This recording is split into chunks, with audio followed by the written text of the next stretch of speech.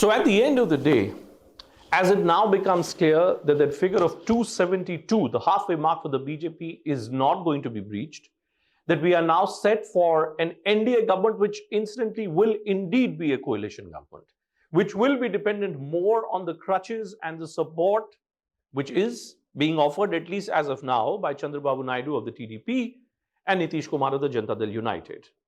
What will brand Modi really do now to reposition himself as a leader of an NDA coalition? Both in 2014 as well as in 2019, Narendra Modi was Narendra Modi, and his style of very individual-centric politics succeeded because it was a BJP which was in the driver's seat. It was a BJP which was in full majority. Not anymore. So what were those critical factors which have brought us here? Well, let's break them down into specific 5 points for you. The 5 critical things which went against the BJP this election season. And look at the irony. You're talking about what went wrong against a party which has been in power for 10 long years. And after 10 years, it is still in the region of 40% vote share.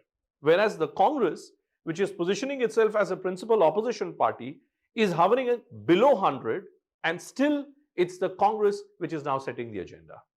The first big factor which went against the Bharatiya Janata Party was Dalit consolidation, which took place in Uttar Pradesh, where the Jatav, the non-Jatav, the core vote base of Mayawati ended up switching sides completely with the alliance.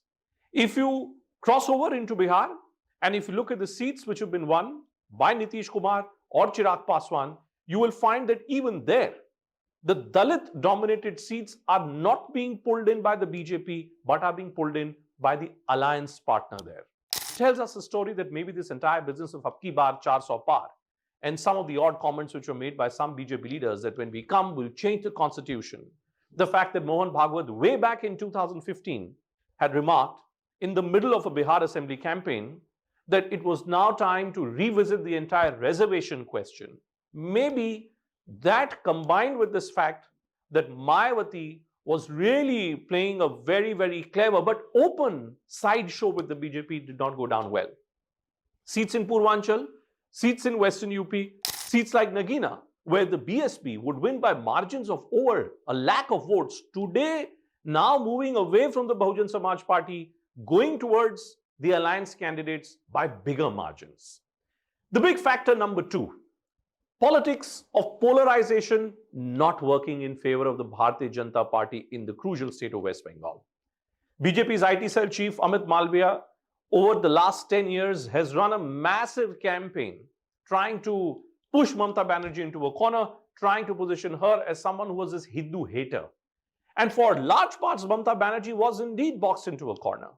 But in 2024, that brand of politics where the Hindu was always egged on as an entity who was being discriminated against by appeasement of Muslims is not working, at least as far as the state of West Bengal is concerned. And that's why you see this big difference between the Trinamool Congress's vote share, seat share, and the BJP's vote share and seat share.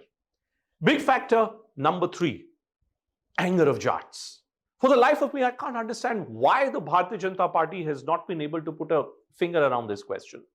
If you look at what has happened in Haryana, where the BJP consistently tried to woo the non-Jat caste groups in its favor, first with Manohar Lal Khattar, then with the present Chief Minister of Haryana.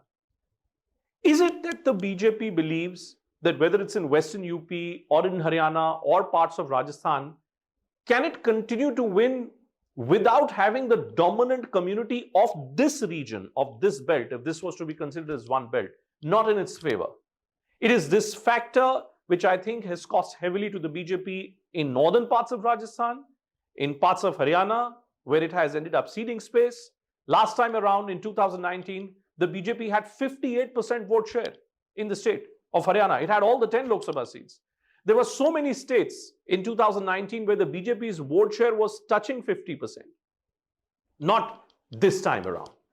Factor number 4, the decision of Modi-Shah-led BJP to try and reduce the clout of people who've been in the BJP at senior positions for a long time. Shivraj Singh Chauhan, former multi-term Chief Minister of Madhya Pradesh, who today has won his seat from Vidisha by record margin, of Vasundhara Raje, another multi-term Chief Minister from the state of Rajasthan, not being included, not being given the kind of prominence that she deserves. I'm told that for the last year and a half, Vasundhara Raje was not given personal time by the Prime Minister.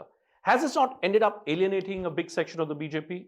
Is it true that Yogi Adityanath's views were discarded when it came to ticket distribution, seat distribution in the state of Uttar Pradesh?